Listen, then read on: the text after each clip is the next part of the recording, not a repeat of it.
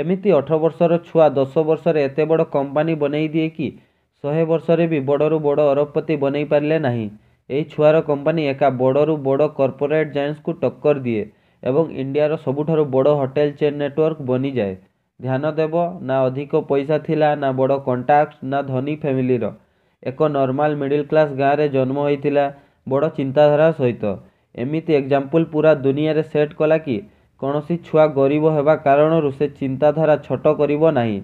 एही कहानी होची भारतर यंगेस्ट बिलियनर रितेश अग्रवाल 1993 मसीहा रितेशर जन्म आम ओडिशार विषम कटक गाँव में होइतिला। रितेशर 4टी भाई भौणी से सबुठु छोट थिले। तांको पिता गोटे छोट सौदा दुकान चलाउथिले, सेथिपई पैसार अभाव रहुतिला। जेतेबेले से चतुर्थ क्लास रे थिले सेतिक बेले प्रथम थर तांको स्कूल रे कंप्यूटर आसिला, किंतु षष्ठ क्लास तलर छुआ यूज करिबा मना थिला। तो रितेश बहुत थर टीचर पाखकु जाइकी कहते मैम मते कंप्यूटर शिखिबार अछि, कौन मु आपणकर काम रे किछि सहाय्य करिदेबी। एहीपरि चतुर्थ क्लास रे रितेश को सबुठु प्रथमे कंप्यूटर एक्सेस मिलीगला, जहाद्वारा से बहुत जल्दी कंप्यूटर प्रोग्रामिंग शिखिगला। सेही वर्ष तांको भौणी जे 12th रे थिले तांकर कॉलेज एंटरप्रेन्योरशिप इवेंट हुए। जेतेबेले से घर को आसिकी सेही इवेंट विषय रे बतैले सेतेबेले प्रथम थर रितेश एंटरप्रेन्योरशिप वर्ड सुनंती से एहार माने बुझी पारिले नाही, किंतु वर्ड पसंद बहुत आसिला। सेथिपई से जल्दी डिक्शनरी खुलिकी शब्दर अर्थ बुझिबाकू लागिले एवं से देखिले entrepreneurs are the people who solve the problem and create a business around it. तांकू लागिला कि ए तो बहुत इंटरेस्टिंग जिनिस। स्कूल रे जेतेबेले टीचर समस्त को पचारुथिले कि बड़ होई कि कोन बनिबो, तो पूरा क्लास डॉक्टर इंजीनियर कहूथिला, किंतु रितेश सब बेले कहूथिले कि मु एंटरप्रेन्योर बनिबी। एही पॉइंट परे तांकू सबु जिनिस रे बिजनेस आइडिया देखागला। एही टाइम रे टेलीकॉम रैपिड ग्रो करूथिला एवं बीएसएनएल रो पूरा मार्केट रे मोनोपोली थिला। सेतेबेले छोट कंपनी एयरटेल बहुत जल्दी ग्रो करिबाकू लागिला। रितेश तांको खरा छुट्टी टाइम रे सिम कार्ड बिक्री कले। जेउ दुकान वाला को से सिम कार्ड बिक्री करूथिले तांको दुकान रे से एयरटेल रो पोस्टर लगाउथिले। एइठारु तांको अयर बड़ साइन बोर्ड लगेइबार आइडिया आसिला। यापर रितेश 10th पास कले। एबे तांको माँ बापा चाहूथिले कि तांको पुओ डॉक्टर इंजीनियर बनी जाऊ, भल चाकरी मिल जाऊ एवं लाइफ सेट। किंतु रितेशर चिंताधारा बड़ थिला, किंतु एबे माँ बापार कथा सुनिबाकू पड़िबो। सेथिपई से इंजीनियरिंग करिबा पई कोटा आसीगले एवं जेतेबेले से कोटार माहौल देखिले कि केमिति पिला माने पूरा पूरा दिन और राति भर केवल पढ़ंती, से भाबी नेले कि एहा मो द्वारा हेबो नाही। एबे तांको पाखरे केवल गोटिए रास्ता अछि, एंटरप्रेन्योरशिप। सेथिपई से सबु सप्ताह रे फैमिली को न बताई चुपचाप दिल्ली जाउथिले, कारण से एंटरप्रेन्योरशिप सुमित अटेंड करि पारिबे। सेहिठारु तांकर बेसिक अंडरस्टैंडिंग डेवलप हेबार आरंभ होला कि एंटरप्रेन्योरशिप कोन और सेमाने कोन करंती। सेही टाइम रे रितेश इंटर्नशिप मध्य करंती, जोंथि पई से ट्रैवलिंग करि पारिबे एवं पैसा कम हेबारु से जोंथि को जाउथिले सेठाकर होटेल्स को ईमेल लेखुथिले कि कोन आपण मते आपणकर होटेल रे फ्री रे रहिबाकू देबे, कारण मु गोटे दिन होटेल इंडस्ट्री रे गोटे बड़ प्रॉब्लम सॉल्व करिबी। एबे बहुत जण मना करि देले एवं किछि जण डिस्काउंट देले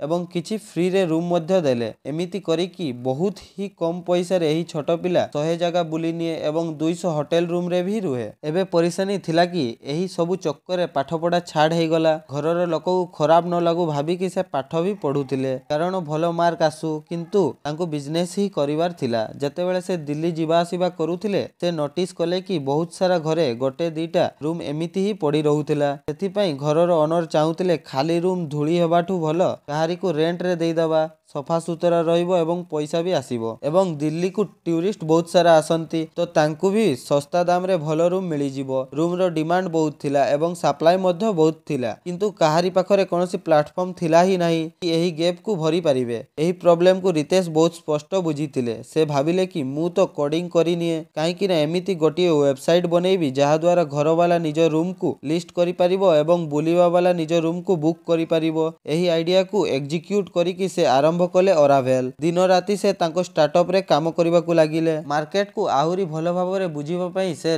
पूरा नॉर्थ इंडिया बुलिले। अलगा अलगा होटेल रे रहिकी भलोरे ऑब्जर्व करिबाकू लागिले एवं छोट छोट प्रॉब्लम को नोटिस करिकी भाबिबाकू लागिले कि मु मो स्टार्टअप रे एहा को सॉल्व केमिति करि पारिबी। एही सबुरे 3 मास पळैला ଏବଂ କଲେଜ ଷ୍ଟାର୍ଟ ହେଇଯାଏ। ରିତେଶ ଏବେ ବହୁତ ବଡ଼ କନଫ୍ୟୁଜରେ ଥିଲେ କାରଣ କଲେଜ କଲେ ଷ୍ଟାର୍ଟଅପ୍ ବେକାର ହେଇଯିବ ଏବଂ ଷ୍ଟାର୍ଟଅପ୍ କଲେ ପାଠପଢ଼ା ବେକାର ହେଇଯିବ। ତାପରେ ଘରୁ ଗାଳି ଶୁଣିବାକୁ ପଡ଼ିବ। ପ୍ରଥମ 2 ଦିନ କଲେଜ ଗଲେ କିନ୍ତୁ ସେ ତାଙ୍କ ଷ୍ଟାର୍ଟଅପ୍ କାମରେ ଏତେ ବିଜି ରହିଲେ କି ଗୋଟିଏ ଦିନ କରିକି କଲେଜ ବନ୍ଦ କରିବାକୁ ଲାଗିଲେ। ଏହା ମଝିରେ ସେ ଗୋଟିଏ ମୁଭି ଦେଖିଲେ ସୋସିଆଲ ନେଟୱାର୍କ, ଯାହା ମାର୍କ ଜୁକରବର୍ଗ ବିଷୟରେ ଥିଲା କି କେମିତି ମାର୍କ କଲେଜରୁ ଡ୍ରପ୍ ଆଉଟ୍ କଲେ ଯାହା ପାଇଁ ସେ ନିଜ ଷ୍ଟାର୍ଟଅପ୍ରେ କାମ କରିପାରିବେ। ରିତେଶ ବିଲକୁଲ ସେମ୍ ସିଚୁଏସନରେ ଥିଲେ। ମୁଭିରେ ଆଉ ଗୋଟେ ସିନ୍ ଥିଲା ଯେଉଁଥିରେ ପିଟର ଥିଲ୍ ନାମର ଲୋକ ମାର୍କକୁ $5 ଲାଖ ଚେକ୍ ଦେଲେ ଯାହାଦ୍ୱାରା ସେ ଷ୍ଟାର୍ଟଅପ୍ କରିପାରିବ। ରିତେଶ ପାଖରେ ବେଶୀ ପଇସା ନଥିଲା। ମୁଭି ଦେଖିକି ସେ ପିଟର ଥିଲ୍ର ହିଁ ଫେଲୋସିପ୍ରେ ଆପ୍ଲାଏ କରିଦେଲେ କିନ୍ତୁ ଏହି ଫେଲୋସିପ୍ର କିଛି କଣ୍ଡିସନ୍ ଥିଲା। ପ୍ରଥମ ହେଉଛି ଆପଣଙ୍କର ଏଜ୍ 20 ବର୍ଷରୁ କମ୍ ଥିବ ଏବଂ ଦ୍ୱିତୀୟରେ ତୁମକୁ ତୁମର କଲେଜ ଛାଡ଼ିବାକୁ ପଡ଼ିବ।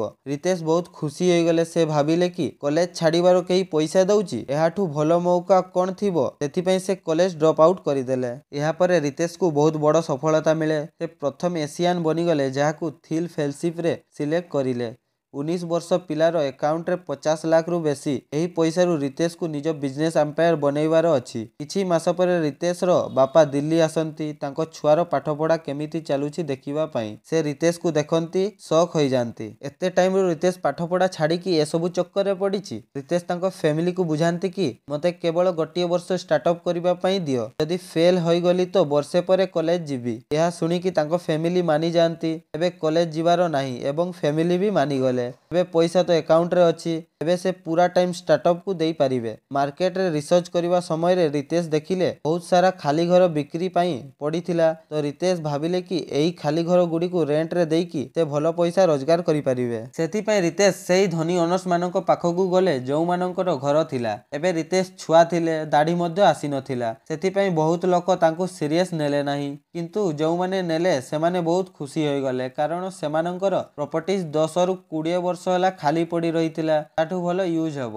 ଯାହାକୁ ବି ଖାଲି ପ୍ରପର୍ଟିରେ ଇନକମ୍ ଦରକାର ହେଉଥିଲା ସେ ରିତେଶକୁ ଫୋନ୍ କରୁଥିଲା। ଏହା ଆରବିଏନବି ଟାଇପ୍ ବିଜନେସ୍ ବନିଗଲା। ଏହି ବିଜନେସ୍ କରୁ କରୁ ରିତେଶ ଆଉ ଗୋଟେ ବଡ଼ ପ୍ରୋବ୍ଲେମ୍ ସଲ୍ଭ କରିବା ପାଇଁ ଚାହୁଁଥିଲେ। ଏହା ହେଉଛି ବେକାର ହୋଟେଲ। ଯେତେବେଳେ ସେ ଟ୍ରାଭେଲିଂ କରୁଥିଲେ ତ ତାଙ୍କୁ ବହୁତ ପରିଶାନୀ ହେବାକୁ ପଡ଼ୁଥିଲା ଭଲ ଏବଂ କମ୍ ପଇସାରେ ହୋଟେଲ ଖୋଜିବା ପାଇଁ। ସେ ଦେଖିଲେ ମାର୍କେଟରେ ହୋଟେଲର ଅଭାବ ନାହିଁ କିନ୍ତୁ ଗୋଟିଏ ଭଲ ଏକ୍ସପିରିଏନ୍ସର କମି ଥିଲା କାରଣ ଅନଟ୍ରେନ୍ଡ ଷ୍ଟାଫ୍, ଖରାପ ବାସ୍ନା ହେଉଥିବା ରୁମ୍, କେତେଥର ତ ଷ୍ଟାଫ୍ ମଧ୍ୟ ନଥିଲେ ସର୍ଭିସ୍ ପାଇଁ। ଥରେ ସେ ଯେତେବେଳେ ଗୋଟିଏ ହୋଟେଲ ଗଲେ ତ ରିସେପ୍ସନ୍ ବାଲା ଲୋକ ତ ସାର୍ଟ ମଧ୍ୟ ପିନ୍ଧିନଥିଲା।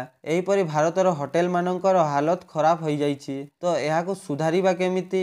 ରିତେଶ ଭାବିଲେ କି କ'ଣ ହେବ ଯଦି ସେ ସବୁ ଗେଷ୍ଟକୁ ପ୍ରେଡିକ୍ଟେବୁଲ ଏକ୍ସପିରିଏନ୍ସ ଦେଇପାରିବେ। ଯଦି ଏହି ଜାଗାକୁ ଆସିବ ତ ତୁମକୁ ସଫାସୁତୁରା ରୁମ୍ ମିଳିବ।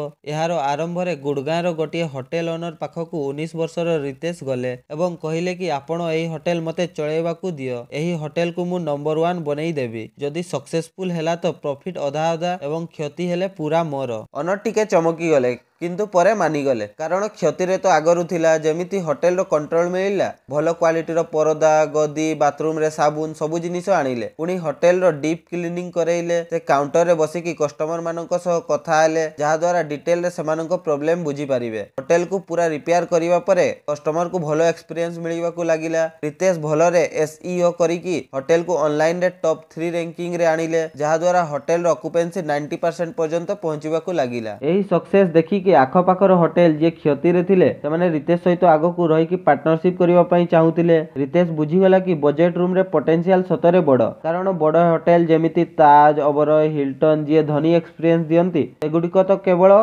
ହାଇକ୍ଲାସ ଲୋକ ଅଫୋର୍ଡ କରିପାରିବେ। ଭାରତରେ 90% ହୋଟେଲ ଯାହା 100ରୁ କମ୍ ରୁମ୍ ବାଲା ଅଛି ଯାହା ମିଡିଲ କ୍ଲାସ ଅଫୋର୍ଡ କରିପାରିବ। କିନ୍ତୁ ବହୁତ ହୋଟେଲର ଏକ୍ସପିରିଏନ୍ସ ବହୁତ ଖରାପ ଲାଗେ। ତ କ'ଣ ହେବ ଯଦି ନୂଆ ହୋଟେଲ ବନେଇବାଠୁ ଭଲ ଏହି 1000 ଲସ୍ ମେକିଂ ହୋଟେଲକୁ ଗୋଟିଏ ବ୍ରାଣ୍ଡ ନାମରେ ଆଣିକି ଏକ ଭଲ ଏକ୍ସପିରିଏନ୍ସ ଦିଆଯାଏ ଏବଂ ଏତେ ବଡ଼ ବିଜନେସକୁ ସେ ଏକା ତ ବନେଇ ପାରିବ ନାହିଁ। ସେଥିପାଇଁ ରିତେଶକୁ ଟ୍ୟାଲେଣ୍ଟେଡ ଲୋକ ଦରକାର। ସେ ଭାବିଲେ କି ମୋତେ କୌଣସି ବଡ଼ ଫ୍ୟାନ୍ସି କଲେଜର ଲୋକ ଦରକାର ନାହିଁ କାରଣ ପଇସା ହିଁ ନାହିଁ ଦେବା ପାଇଁ।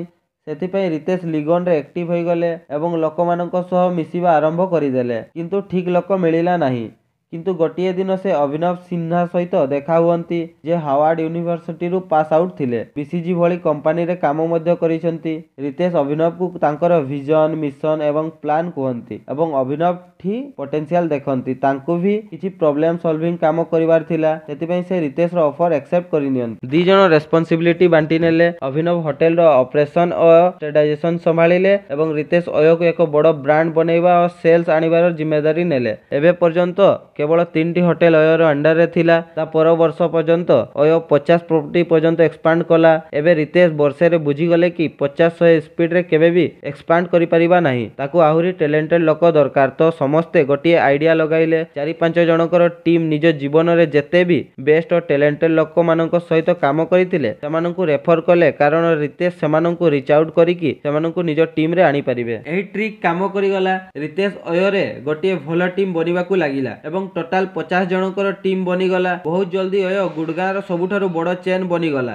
ଏବେ ତାଙ୍କର ଏମ୍ ଥିଲା କି ଭାରତର ସବୁଠାରୁ ବଡ଼ ହୋଟେଲ ଚେନ୍ ନେଟୱାର୍କ ବନିବା, କିନ୍ତୁ ତାଙ୍କ ପାଇଁ ତାଙ୍କୁ ସେହି ହୋଟେଲ ଚେନ୍ ସହିତ କମ୍ପିଟ୍ କରିବାକୁ ଅଛି ଯେଉଁଗୁଡ଼ିକ 50-100 ବର୍ଷରୁ ଏହି ଇଣ୍ଡଷ୍ଟ୍ରିରେ ଅଛନ୍ତି। ସେଥିପାଇଁ ଅୟୋକୁ ଜଣାଥିଲା କି କିଛି ଇନୋଭେଟିଭ କରିବାକୁ ପଡ଼ିବ। ଯେମିତିକି ଗୋଟିଏ ନୂଆ ହୋଟେଲକୁ ଅନବୋର୍ଡ କରିବାର ଅଛି ତ 6-10 ମାସ ପର୍ଯ୍ୟନ୍ତ ଟାଇମ୍ ଲାଗିଯାଏ। ଯଦି ଏତେ ଟାଇମ୍ ଲାଗିବ ତ ଅୟୋ ଜଲ୍ଦିରେ ଏକ୍ସପାଣ୍ଡ କରିବ କେମିତି? ସେଥିପାଇଁ ସେମାନେ ଟେକ୍ନୋଲୋଜି ଦ୍ୱାରା 10 ମାସ ଅନବୋର୍ଡ ଟାଇମ୍କୁ 3 ଦିନରେ କରିଦେଲେ। ଯେମିତି କୌଣସି ହୋଟେଲ ଅୟୋର ଅଣ୍ଡରରେ ଆସେ, ଜଲ୍ଦିରୁ ଜଲ୍ଦି ବ୍ରାଣ୍ଡିଂ କରାଯାଏ, ପୁରା ରିନୋଭେସନ କରାଯାଏ ଏବଂ କିଛି ଦିନରେ ହୋଟେଲ ରେଡି। ଏହାଦ୍ୱାରା ଅୟୋ ବହୁତ ଜଲ୍ଦି ଏକ୍ସପାଣ୍ଡ କରିବାକୁ ଲାଗିଲା, ଯାହାଦ୍ୱାରା କିଛି ଲୋକ ଅୟୋର ସକ୍ସେସ୍ ସହିପାରୁନଥିଲେ। ସେମାନେ ଥିଲେ ରିଏଲ ଏଷ୍ଟେଟ୍ ବାଲା, କାରଣ ତାଙ୍କର ଧନ୍ଦା ବିପଦରେ ଥିଲା। ସେଥିପାଇଁ ସେମାନେ ରିତେଶକୁ ଜୀବନରୁ ମାରିବା ପାଇଁ ଧମକ ଦେଲେ, କିନ୍ତୁ ରିତେଶ ଡରିଲେ ନାହିଁ। ଅୟୋକୁ ଦେଖିକି ବହୁତ ସାରା ଛୋଟ ମୋଟ ଷ୍ଟାର୍ଟଅପ୍ ସିଧା ଅୟୋର କପି କରିବାକୁ ଲାଗିଲେ। ଏହାର କାଉଣ୍ଟର କରିବା ପାଇଁ ଅୟୋ ଆହୁରି ଜଲ୍ଦି ପୁରା ଭାରତରେ ଏକ୍ସପାଣ୍ଡ କରିବାକୁ ଆରମ୍ଭ କଲା। ଗୋଟିଏ ଦିନ ରିତେଶ ନିଜ ଏମ୍ପ୍ଲୟକୁ ଡାକିଲେ ଏବଂ ପଚାରିଲେ କି ଦିଲ୍ଲୀରେ ଗୋଟିଏ ଦିନରେ କେତୋଟି ହୋଟେଲ ଅନବୋର୍ଡ ହୋଇପାରିବ? ଏମ୍ପ୍ଲୟ କହିଲା 30ରୁ 35ଟା ହୋଇଯିବ। କିନ୍ତୁ ରିତେଶ କହିଲେ ତାଙ୍କ ପାଖରେ ଗୋଟିଏ ଆଇଡିଆ ଅଛି, ଯାହାଦ୍ୱାରା ଗୋଟିଏ ଦିନରେ 100ଟି ହୋଟେଲ ଆରାମରେ ଅନବୋର୍ଡ ହୋଇଯିବ। ସମସ୍ତେ ସକ୍ ହୋଇଗଲେ। ରିତେଶ ଦିଲ୍ଲୀକୁ 7 ଭାଗରେ ଭାଗ କରିଦେଲେ ଏବଂ କହିଲେ କି ପ୍ରଥମ ଦିନ ଡକୁମେଣ୍ଟେସନ ହେବ, ଦ୍ୱିତୀୟ ଦିନ ଅଡିଟ୍ ହେବ କି ହୋଟେଲରେ କଣ କଣ ସାମାନ ଲାଗିବ ଏବଂ ତୃତୀୟ ଦିନ ହୋଟେଲରେ ରିନୋଭେସନ କରିକି ଚତୁର୍ଥ ଦିନ ଓପେନ କରିଦେବା। ଏହି ଆଇଡିଆ ଦ୍ୱାରା ସେ ଗୋଟିଏ ମାସରେ ରେକର୍ଡ କଲେ କି 130ଟି ହୋଟେଲ ଅନବୋର୍ଡ କରିନେଲେ। ତାଙ୍କର ଷ୍ଟ୍ରାଟେଜି କାମ କରିବାକୁ ଲାଗିଲା। ଏହାପରେ ସେ କିଛି ଦିନ ମଧ୍ୟରେ 5000 ହୋଟେଲ ସହିତ ଟାଇ ଅପ୍ କରିନେଲେ। 2016 ଆସୁ ଆସୁ ଅୟୋ ଭାରତର ଗୋଟିଏ ବଡ଼ ହୋଟେଲ ଚେନ୍ ରେ ଆସିଗଲା। ଅୟୋ ତାର ପିକ୍ ରେ ପହଞ୍ଚିଗଲା, କିନ୍ତୁ ଏବେ ତା ସାମ୍ନାରେ ବହୁତ ସାରା ଅସୁବିଧା ଆସିବାକୁ ଲାଗିଲା। ଅୟୋର ର୍ୟାପିଡ ଏକ୍ସପାନ୍ସନରୁ ବହୁତ ସାରା ପ୍ରୋବ୍ଲେମ ଦେଖାଗଲା। ଯାହା ଅୟୋ ପ୍ରମିସ କରୁଥିଲା ସେ ପୁରା କରିପାରୁନଥିଲା। ଯେମିତି ସଫାସୁତୁରା ୱାଶରୁମ ଓ ରୁମ୍ ଏବଂ ୱାଇଫାଇ, ଟିଭି ମିଳୁନଥିଲା, ଯାହାଦ୍ୱାରା କଷ୍ଟମର ଏକ୍ସପିରିଏନ୍ସ ଖରାପ ହେବାକୁ ଲାଗିଲା। କିଛି ସମୟ ପରେ ଅୟୋ ଏତେ ବଡ଼ ଅସୁବିଧାର ସମ୍ମୁଖୀନ କଲା ଯାହା ଅୟୋ ସ୍ୱପ୍ନରେ ବି ଭାବିନଥିଲା। କୋଭିଡ-19 ଲକଡାଉନ ପାଇଁ ଅୟୋର ରେଭିନ୍ୟୁ ଅଧାରୁ ବି କମ୍ ହେଇଗଲା। ଅୟୋର ଏହି ଖରାପ ଟାଇମରେ ବି ପେସେନ୍ସର ସହ ଲଢୁଥିଲା। ସେମାନେ ସବୁ ହୋଟେଲରେ ସାନିଟାଇଜେସନ ବଢାଇ ଦେଲେ ଏବଂ ମିନିମଲ ଟଚ୍ ଏକ୍ସପିରିଏନ୍ସ ଦେବା ଆରମ୍ଭ କରିଦେଲେ। ସେମାନେ 2000ରୁ ବେଶୀ ରୁମରେ ବହୁତ ଡିସକାଉଣ୍ଟ ଦେଲେ, ଯାହାଦ୍ୱାରା ଲକଡାଉନ ଟାଇମରେ ଅଭାବୀ ଲୋକ ଏବଂ ହେଲ୍ଥ କେୟାରରେ କାମ କରୁଥିବା ଲୋକମାନଙ୍କୁ ଜାଗା ମିଳିପାରିବ। ଯେମିତି ଯେମିତି କୋଭିଡ-19 ସରିଲା, ଟ୍ରାଭେଲ ଓ ହୋଟେଲ ଇଣ୍ଡଷ୍ଟ୍ରି ରିଭାଇଭ ହେବାକୁ ଲାଗିଲା। ଏହା ସେହି କୋଭିଡ-19 ଥିଲା ଯାହାଦ୍ୱାରା ହଜାର ହଜାର ବିଜନେସକୁ ବନ୍ଦ ହେବାକୁ ବାଧ୍ୟ କରିଦେଲା। କିନ୍ତୁ ଅୟୋର ଲିଡରସିପ କୋଭିଡ-19 ଡାଇରେକ୍ଟ ହିଟ୍ ଖାଇବା ପରେ ବି ପୁରା ସାହସର ସହ ସର୍ଭାଇଭ କଲା। ସାଙ୍ଗମାନେ, ଏହି ସକ୍ସେସ ଷ୍ଟୋରି ଗୋଟିଏ ଉଦାହରଣ କି ଯଦି ତୁମେ କାମୟାବ ହେବାର ଅଛି ତାହେଲେ ତୁମକୁ ଫରକ ପଡେ ନାହିଁ କି ତୁମେ ଗ୍ରାମରେ ଅଛ କିମ୍ବା ସହରରେ ଏବଂ ତୁମର ଫ୍ୟାମିଲି ଧନୀ ଅଛି ନା ଗରିବ। ରାସ୍ତାରେ ଚାଲିବା କଷ୍ଟ ହୋଇପାରେ, କିନ୍ତୁ ଚାଲିଲେ ହିଁ ରାସ୍ତାରେ ଆଗକୁ ବଢିବ ଏବଂ ଲକ୍ଷ୍ୟସ୍ଥଳରେ ପହଞ୍ଚିବ। ଯଦି ଭିଡିଓ ଭଲ ଲାଗିଲା ଲାଇକ୍ କରିବ, ସବସ୍କ୍ରାଇବ କରିବ ଏବଂ ସେୟାର କରିବ।